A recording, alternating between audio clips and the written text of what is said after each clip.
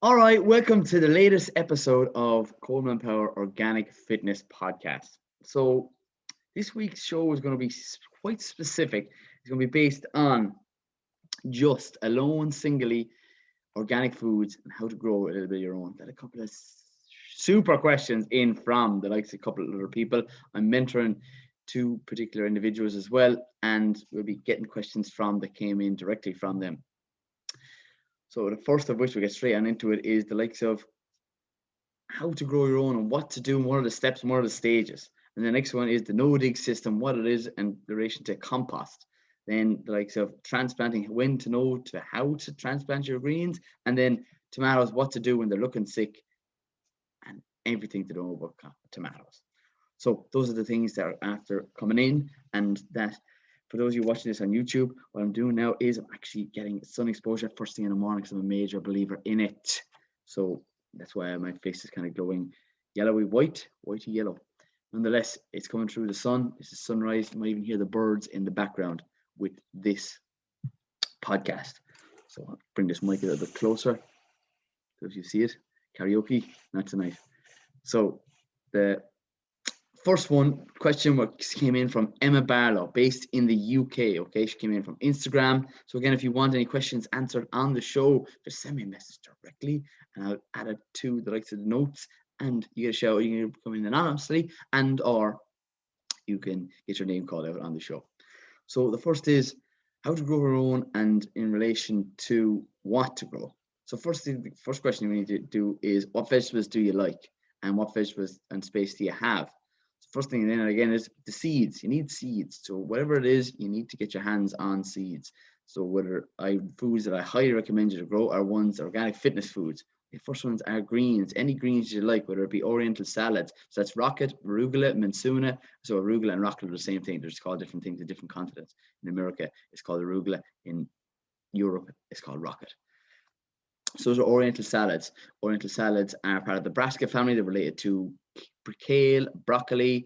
They're related to, and they're also found in that family are mensuna. Mensuna is just literally a lovely salady green that you can add in. It's high iron, it's high magnesium, it's vitamin C. And when you grow these things yourself, you're onto a winner, because then you get to maximize the benefits of the foods that you eat. Why? Because they're chemical free and they're fresh as a daisy. You can grow them in pots. I have people growing things in pots. It's so easy. Pots don't have to be that big. The whole idea of it is a couple of seeds and harvesting them, sowing seeds. Okay, it's typically the length of your thumb to where it bends. See, people don't know measurements, and that's fine. You're never going to lose your thumb, even though it didn't lose this finger. But the fact is that using your thumb as an indication, or your finger, index finger, when you're popping a hole into your pot, or your cells that I recommend you to get if you're going a little bit more of different variety of crops, you can get those in 66 cell trays, which I recommend. 77, others 96. 66 are generally relatively large, would be fine. Remember, yogurt tins you can also use. Recycle, reuse whatever you have at home to maximize the benefits of what you got. So that is the salads. Salads can also be incorporated in the likes of, as I said, Oriental salads. But now we're coming into the likes of the summer months. What ends up happening is you should switch up from Oriental salads to the likes of Leafy Salads. Why? Because they end up bolting. Bolting means it goes to flower. So those of you that sow rocket, you think, oh, I'd love a bit of rocket during the summer, it'd be lovely.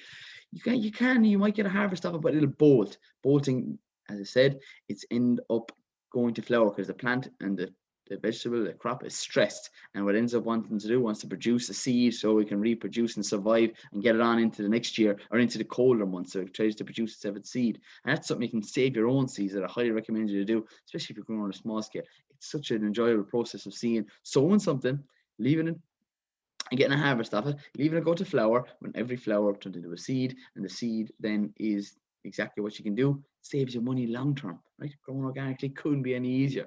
So those likes of your brassicas are sown at typical depths of the length of your index finger. But the next, the leafy salads, these are different and they're a little bit more difficult, but nonetheless they're enjoyable. You can skip a stage, you can buy transplants, but I don't recommend that to you. You're well able, and I want you to try. I've made loads of mistakes along the way. I'm trying to shorten your learning curve right here. You listen to this podcast. So the seeds that are leafy salads could be Lala Rasa, Little Gem, are two typical ones you can find and that I recommend. So following on that is how to sow them. They typically need a little bit of light. So literally a little indent in your pot and put your seeds directly on it. You're not covering them. You can put a little sprinkle like you would sprinkle salt. That's how much compost you'd only be putting onto. That's a very good analogy. How much compost to put on? Just a little bit, like the salt sprinkle and water, and don't leave them dry out. If you leave them dry out, they will not germinate. And people say, they didn't germinate. Well, that's one of the main typical reasons. And second one is you're burying them too deep. They need a little bit of light. Your leafy salads, your as I said, La Rossa is a lovely one. You can get red color, and remember, the darker the color, the higher the antioxidants. And homegrown stuff and organic veg has higher antioxidants, which reduce stress in the body. Again, I always talk about the benefits of foods that you can consume and you should consume and you will be consuming. Now that you're ask the right questions, you get the right answer. So that's another crop to grow, whether it be leafy salads, oriental salads, and or your summer salad. Next one, spinach.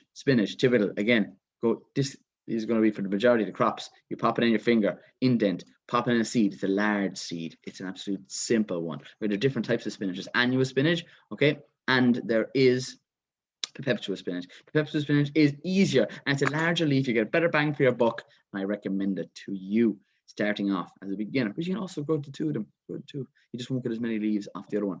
And they're full of magnesium. Magnesium reduces anxiety. It's so beneficial towards your energy levels because magnesium is used for over 300 different processes in the body, and energy being one of them. And if you have a high percentage of, we'll call it, sugar in your diet, that pulls magnesium out of your body. So remember that. Add in spinach, kale, also high magnesium. And then the Oriental salads. Greens are your best friend. They improve your skin health with vitamin C as well.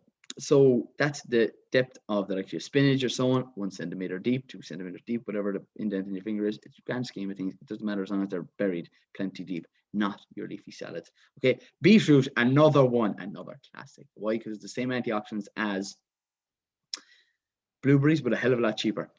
Indent, large seed, cluster seed. If you've ever sown beetroot seeds, you'll see how large they are. They are a breadwinner because you can also consume the likes of the leaves and the very little few pests and diseases that they do get. And it's such an easy crop to grow. It does take quite a bit of time compared to the likes of getting a harvest off your spinach or your salads, but well worth it in the end. If you have a little bit of a plot, you're on to a winner. And you put them also in pots. Remember, pots are key. You'll do fine on pots. Okay, the likes of tomatoes. If you haven't sown your tomatoes already, coming into the summer months, you can buy transplants. And training them is another thing we'll be touching on in later episodes of it's going to be a new section. I might even do a new podcast. Would be something that you'd be interested in? A full new podcast talking just about growing. You hit me up, send me messages directly, or hit me up in the comments on YouTube, whatever suits you. And next one is French beans. French beans are super beneficial for people who want to bump up their fiber and their protein. Okay, so and their vitamin C. They also are good for improving your gut health. And how to sow them? Okay, sow them literally the depth again of your thumb, or you can direct sow these into a polytunnel that needed a warm area or a glass house. So those things can either be transplanted. So I've actually had previous problems with this. I'll tell you, a mouse had been eating. I keep the place clean, little mouse. I have to tell you, the mouse is gone now.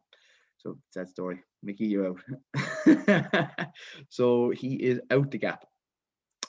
So sowing your French beans, either direct sowing them, okay, 4 if not 5 seeds around a post driven into the ground, tying a string line onto the post. This is very visual right now, and straight on up a string line to the top of your polytunnel. And as a result of that, you climbing French beans. Cobra is the variety I recommend. As a result of that, you can have crop that doesn't take up minimal amount of space, takes up vertical space. And tomatoes are very similar to that too. So those are 2 things that I recommend you to try. And French beans, start sowing them now. The second you listen to this podcast, order online, get them, go to your country market and might get some seeds there, and or your DIY stores. Go there, tell them I sent you. They know me. So, spinach we touched on. 2 herbs I recommend you to either add to your diet and or consume or grow. The fact is, parsley and coriander. Those are 2 easy to grow herbs. Coriander, a massive, delicious, high antioxidant. 2 of them are high antioxidant herbs. You can add in as spices to your meals, whether it be in stir fries. You can also make a thing that I'm doing every single day right now, parsley tea. Do you have it here? Take a drink of that. Parsley tea is something that can naturally improve your concentration, and it is how it does that because it's high in a type of antioxidant called lutein and zeaxanthin. Okay, lutein and zeaxanthin improves blood flow to the back of the eye. Brilliant, and doesn't have the negative effect of caffeine. That's the breadwinner there, which likes of your grow your own. Parsley right there. Coriander, beautiful thing, and you can get multiple harvests of these. These are the things I'm recommending you that are easy and so simple to grow. You just pop them in a pot, and you gain the advantage of it. Then you're laughing. You're on a winner. So I'll name out those again for yourself. Coriander, parsley. Get out a piece of paper and pen. Write these down. I have the window open and there's a car that's passed. Salads, beetroot, tomatoes, French beans, and the final one that you may have not heard about yet. Okay, it's called Yacon. Yacon is a superfood. Yes, I've mentioned previously on this podcast. I'm trying to incorporate people to either get their hands on it or grow it, because once you get one of these plants, you will never need to get another one because they're nearly indestructible. And if you can't grow these, you might as well throw your garden gloves out the window because there's nothing to them. They're similar to potato, except for there's no earthing up, there's no digging, only to harvest them. And the fact is that when you do that, you just left in the ground. Put them into the ground. It's like it's an edible tuber, as I said. So it's popped. It's like a plant that you have, and it's placed in the ground, level it off at ground level, and these have been stored throughout the winter months in sand. And as a result of that, then that's it. Nothing left to it. It'll grow up maybe over a meter tall, maybe even 5-6 foot, some of the varieties. And as a result of that, it is a high fibrous food. Okay, it comes from South America, and it likes hot climate, and the way that Ireland and Europe and the countries are going right now, it's something that temperatures are increasing all the time. So it's suited to growing, and it doesn't have the negative effects. It's similar to potato, as I said, because the edible part of it is the edible tuber below the ground, and it doesn't have the negative effects of getting blight. So those of you that are growing potatoes, actually I haven't even mentioned potatoes. If you want to grow potatoes, that's maybe for a separate podcast. But I'm just taking and touching on a couple of simple ones you can grow at home and or in the likes of this new superfood. It's Yacon. It's high in a type of fiber called inulin that I recommend you to get your hands on, try it, even do a little bit of research of your own. I'll be touching on it in episodes coming up in the near future, but I want people to add in as much of these type of foods as they possibly can to their diet. So that's the new superfood. If you haven't heard it before, you'll be hearing a hell of a lot more about it in the near future. Yacon, type of fiber, inulin, naturally increases your gut microorganisms. If you haven't tried it, it's just like we'll call to taste wise, it'd be like in between a melon or a pear or a watercress. And watercress is that little circular thing you find sometimes in Chinese that I used to get, I'm going to say roughly about 10 odd, maybe more years ago. So I'm on a health buzz right now. So no more Chineses, only homemade stuff, takeaways you could call them. And next thing, well, composting. Okay, that's the next most important thing. Composting. I get my compost is Classman. Okay, it's based. I get it from like a Fruit Hill Farm based here in West Cork, but you can get also good high quality compost because you cannot get back time. If you're sowing seeds, make sure you use good compost. You can use multi-purpose compost, but it mightn't give you the most beneficial crop or seedling from that. So that's why I recommend people to add in the best compost you possibly can get your hands on, because then a healthy root system leads to a stronger immune system of the plant. A stronger immune system of the plant leads to a healthier crop, fruit, or vegetable.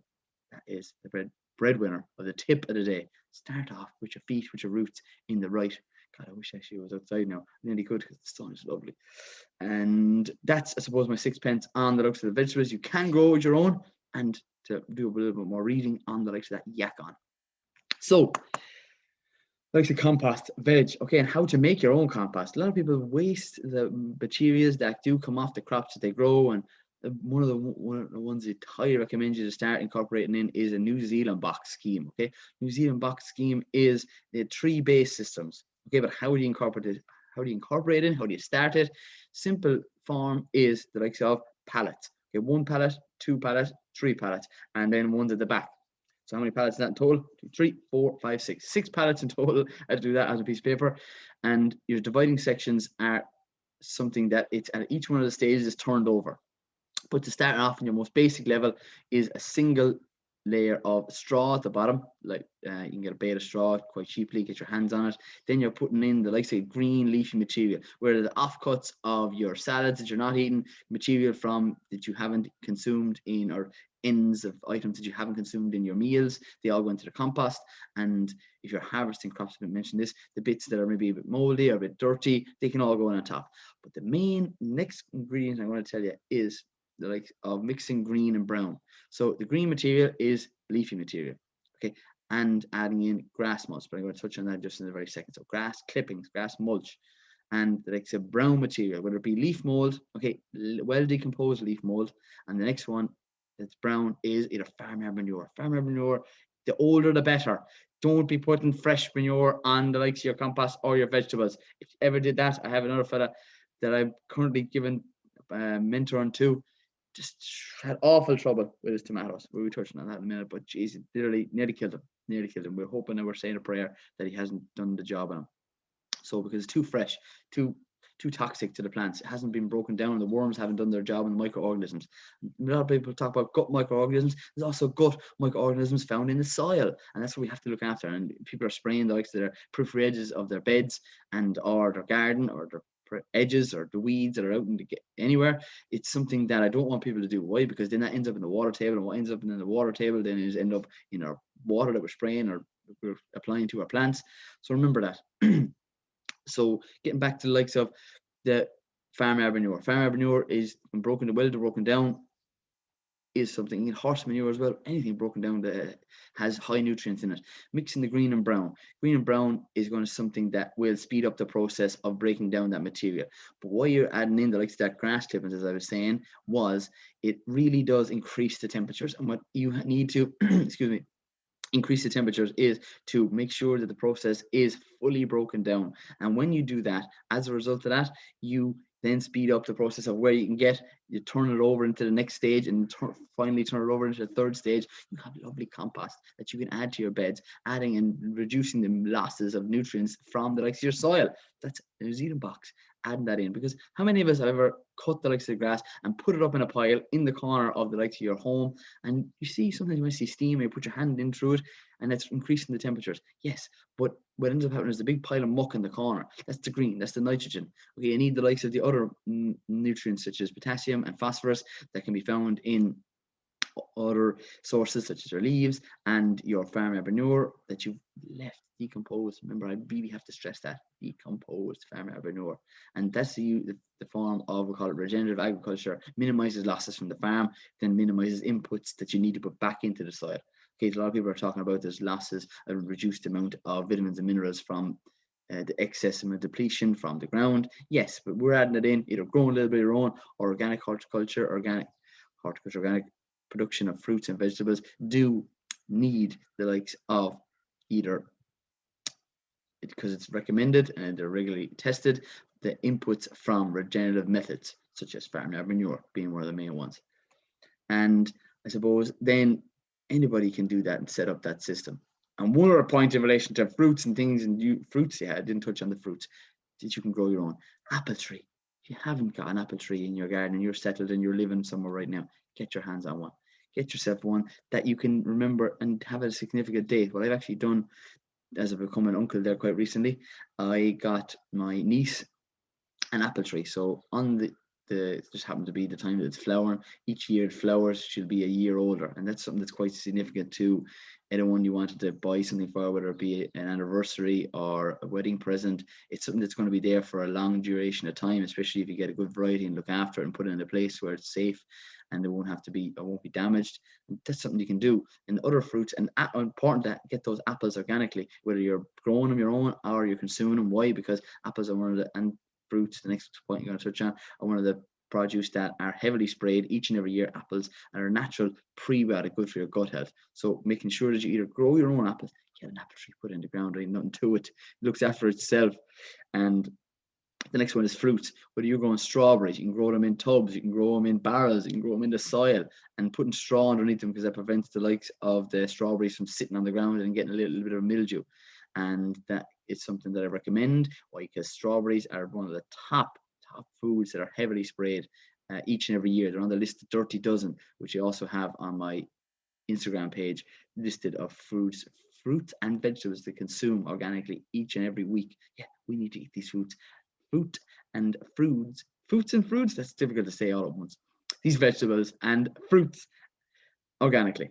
So those are the things in relation to the fruits, the berries, and or the vegetables to grow your own. Okay, and then I want to touch on the likes of a no-dig system. No-dig system is, I suppose, has been talked about a lot for people that are in the growing scene, and it's something that I have come across through Charles Dowding, okay, based over in the UK, and he is someone that is we'll call it doing a lot of courses online if that's something you're interested in.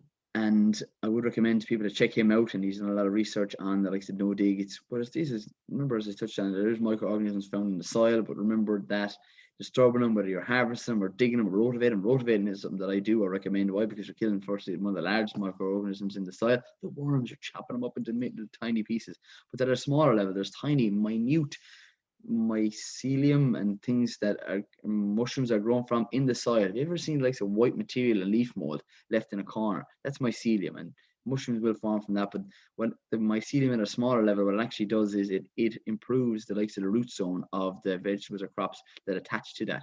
So if you have, we'll give an example of your beetroot is going in a no-dig system, it can attach to mycelium that further extends the root zone. When you have a larger root zone, you have a better, healthier crop. When you have a healthier crop, less pests and diseases, you're onto a winner. And that's just a simple method you can do yourself. But adding in the likes of that compost that gets turned from 1 to 2 to 3, who actually introduced me to that. Firstly, it was Klaus Leitenberg, who's another individual who has a book about sustainability that's out very recently, based in Leitrim at this moment in time. Taught me everything I know. He's a good man about growing.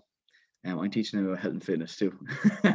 It's a trade-off. He was my tutor and my coach and my lecturer in my master's degree in organic horticulture. So check out two of those, Charles and Klaus Leitenberg. Recommend those two guys. So next point is when to transplant your greens. So if you're growing things in the likes of pots or cells, and you're looking at them and you're wondering, when is the time to transplant them? Okay, the thing is, once we'll call it 7 centimeters or the length of your thumb, and they're plenty strong and healthy, and you've been watering them each and every day, it's time to pop them out of the cells or take them out of the pot and put them into the ground. Because once they're in the ground, then they have every vitamin and mineral that's in there to produce a healthy crop for yourself to be the end consumer of. So as a general rule, with the likes of your cells, if you're throwing them in, or pots, once there's roots and starting to come out the end of it, it's time to pop them out and put them into the ground. And that's just, may seem like such a simple thing, but a lot of people are not doing that. And when you start to realize that if you leave them in the likes of the cells or the pots for too long, they can deplete all the minerals that are in that area or in that pot, and they can start to look sickly, and then that's what you're missing. They need to move on. It's just like ourselves. You move out of home once you grow a certain height and age and size, and then you're out looking after fending for yourself. And then you do as well as you do because of the things that are surrounding you. My God, that was a good analogy. And the soil is exactly like that. The soil has every different vitamin and mineral. Once it depletes whatever compost it had in the little cell or pot, it needs to go out. It needs to get into the ground where all the good stuff is. So that is something that came in through the likes of an individual that I'm mentoring, Connor, who has Oriental Salads, finishing off those, and he's switching over onto spinach seeds, which I'm after sending him down in West Cork, and now he'll be growing, and he's setting up his own glass house now at this moment in time. And once that's in, the likes of the tomatoes are the next thing that are really going to be going into the ground right there, because they are a hot loving plant, and it's really beneficial towards getting your crops into the ground then that are hot loving. Cucumbers are not another one that really like it. We touched on French beans that I recommend yourself to add in too.